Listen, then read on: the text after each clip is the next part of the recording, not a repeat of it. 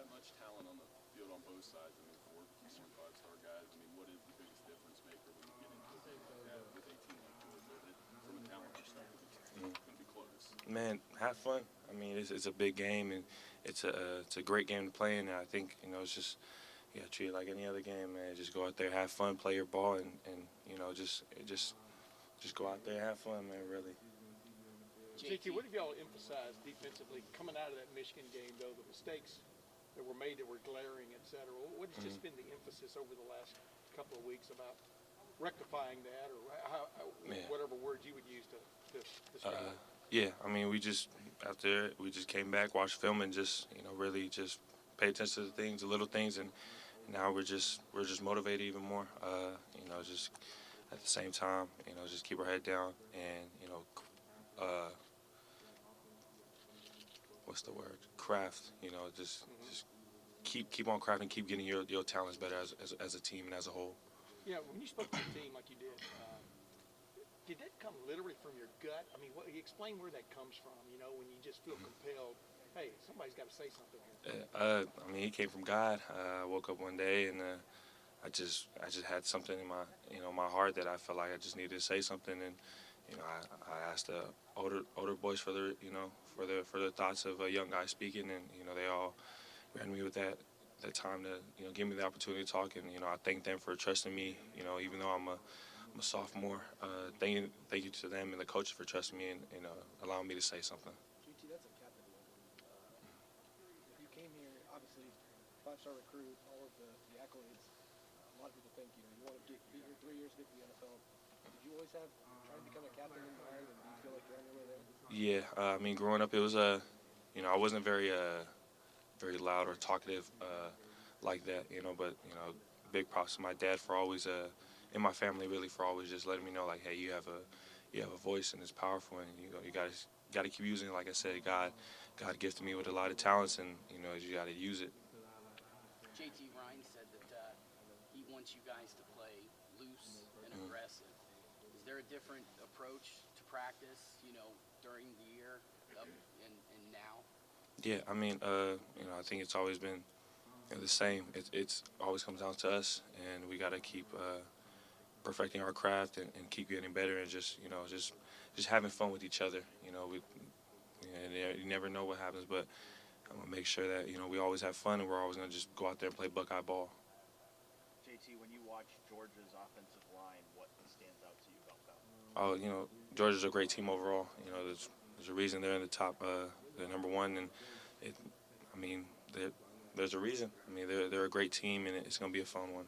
What do you look at as things that maybe you guys weren't able to do against Michigan that you need to do to beat Georgia? I think we're just focused on Georgia right now. They're both very different teams, but I think we just gotta just continue to watch film and continue to get better. He's a great quarterback. I mean, you've seen guys what he does on the field, and he's a great kid, great leader, and a great player overall. He's elusive. Obviously, that's an issue. Time.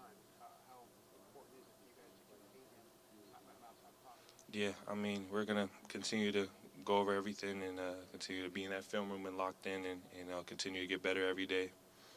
JT, out of Michigan, essentially the game comes down to 5 explosive plays that Michigan makes. How has that, obviously you're frustrated by it, but can you walk us through the lessons learned from that game about consistency and sometimes take risks and you get burned and that sort of thing, but what about the way that Michigan won that game do you think will in some ways benefit you moving forward? Yeah, I mean, there's a lot of learning lessons from that game, but right now it's all on Georgia. What we can fix and what we control, and just continue to get better and stay with each other, and get ready as a team for this game. Are these the kind of games that you envision yourself playing in when you came here to Ohio State? Yeah, I keep talking to my mom about it. I always dreaming about playing these games as a kid. Growing up watching these games and watching these big games, it's just been a dream come true, really. I mean, we're not there, but just thinking about it, I always sat in front of TVs and told my parents, like, man, I envision myself playing in here. God willing, now I have the chance, but it's all God's work just getting me here. How early in that week did you guys make that transition after the Michigan loss? How early in the week did you start to realize, like, well, there actually is still this outside chance? Like, did that help the mood at all? Yeah, for me it was right after, and talking to my parents, I knew we had a chance, and all we had to do was just trust in God and just keep everybody motivated, keep everybody uplifted, and just trust in Him. Where were you watching the US? I mean, did it as a team? I saw some tweets and those kind of things. Like, so where were you watching USC? Was it when they lost that you kind of thought, hey, we can get in? Or was it something? Yeah, it was. I knew we had a chance, but for me, I wasn't watching it praying on anybody's downfall. I was more watching it just, I love the game of football, and I was watching by myself. And once the clock hit zero, and we were all texting each other like, hey, we got a shot. We got to keep each other motivated. We got to keep pushing each other and stay together and stay as one.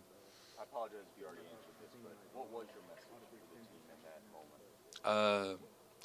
A little brief one. I told them my little Bible scripture. It's humans plan the course, but God plans makes the steps. And we never know what the outcome may be, but I know the man above always has a plan, and we may not know how that plan is going, but as long as we trust in Him and give Him all the glory and just keep going. And I mean, hey, look how it turned out. But it's all with Him, and it's all God's plan. This is your first time really as a Buckeye being an underdog.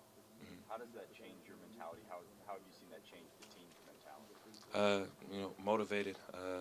It's just for me. It's always fun being the underdog, and it creates a chip on your shoulder. But at the same time, we just got to go out there, have fun, and play Buckeye ball.